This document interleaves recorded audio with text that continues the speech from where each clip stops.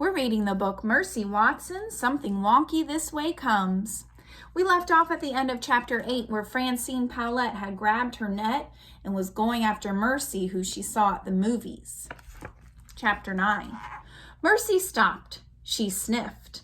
The smell of butter was very strong. The smell of butter was very near. The smell of butter was coming from the back seat of a station wagon.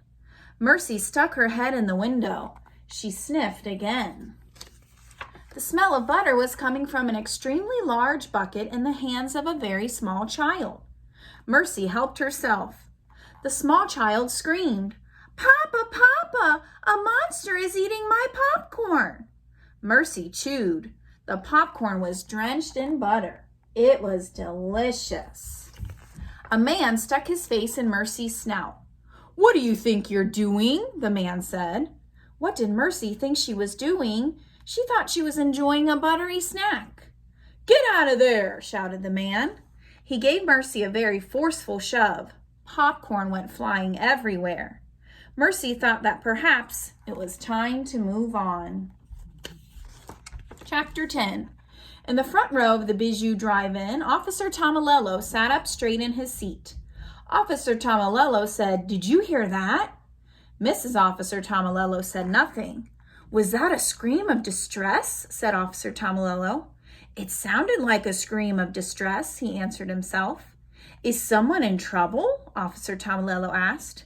Mrs. Officer Tomilello said nothing. "It is very possible that someone is in trouble," Officer Tomilello answered to himself. "Is it time for an officer of the law to step in?" he asked. "Most definitely," he answered. Officer Tomilello put his badge around his neck. He got his bullhorn from the back seat. He kissed Mrs. Officer Tomilello goodbye. He said, "Am I off to make the world a safer place?"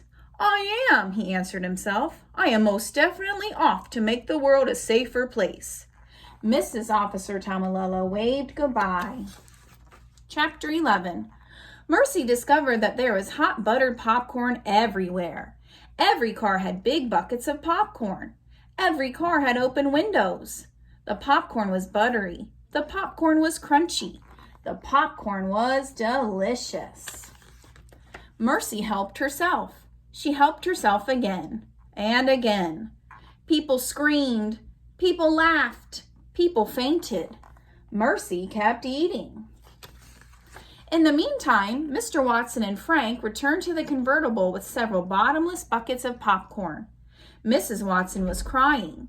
"My darling, my dear," said Mr. Watson. "What is wrong?"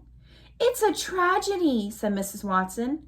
"I wouldn't exactly call it a tragedy," said Eugenia Lincoln. "Mercy is missing," said Stella. "Don't worry," said Mr. Watson. "We'll find her." "I'll wait here if you don't mind," said Eugenia Lincoln.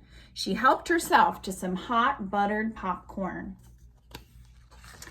And that leaves us hanging at chapter 12. Tune in tomorrow to hear the end of this book.